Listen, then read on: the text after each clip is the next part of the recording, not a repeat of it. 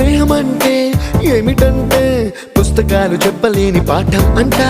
కోరుకుంటే చేరదంట, వద్దు అంటే వెళ్ళదంట. నేస్తమంటే ఏమిటంటే కన్నవాళ్ళు ఇవ్వలేని ఆస్తేనంట.